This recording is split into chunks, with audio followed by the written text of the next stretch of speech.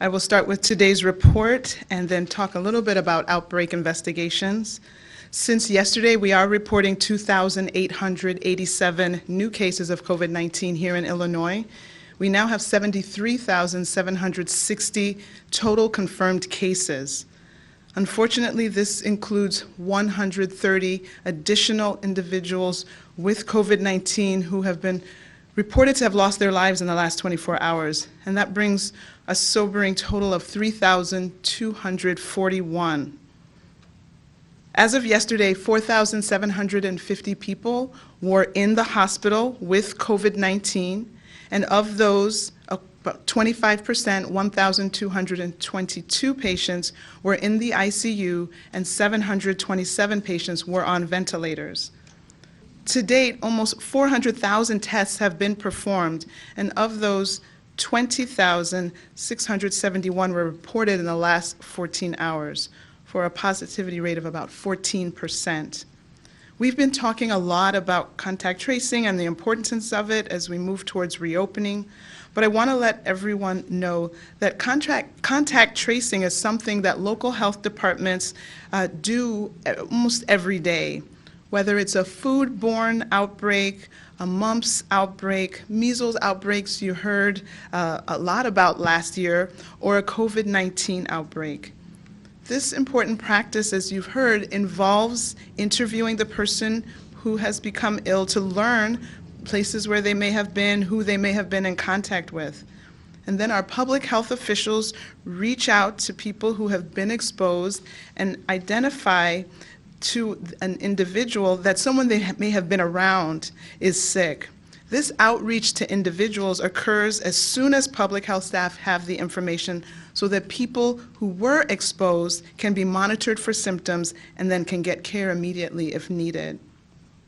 Public health officials are bound by both state and federal laws that require us to maintain the confidentiality of individuals. Because of this, we may not always be able to release the information in the same way that people request it. For example, if there is a business, a smaller business with perhaps 15 employees, and it's in maybe a tiny town, providing specific details could lead to the identification of those individuals. Especially if they were hospitalized, it might be easy to narrow it down.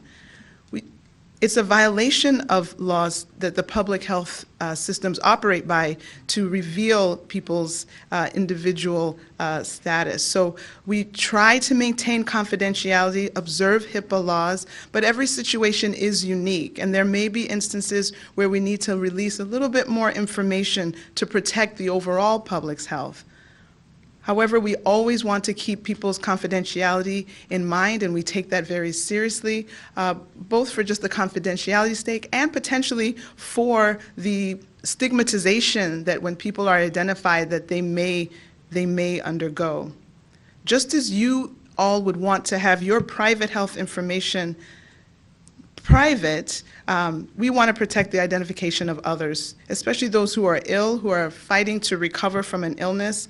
But I want to assure you that doesn't mean we're not taking every action to prevent more people from being exposed and potentially infected.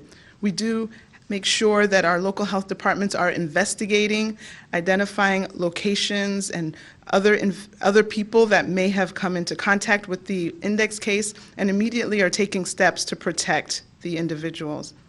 During this unprecedented time as we battle a worldwide pandemic caused by this novel virus that we're continuing to learn about, please know that your public health officials at the state, local, county, city level are sharing as much information with you as we possibly can to help keep you healthy and safe.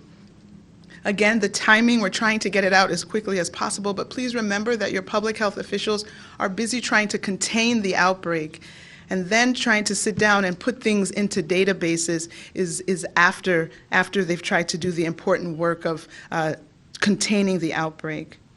I want to finish by thanking Governor Pritzker for supporting our public health efforts as we continue to make sure that every corner of Illinois is being cared for in the best way that's possible. We must continue to take care of ourselves, our total health, body, mind, and spirit. And to all mothers and people who have served as mothers, and to people who will be able to either creatively or in person celebrate their mothers, I encourage you all to enjoy this Mother's Day weekend.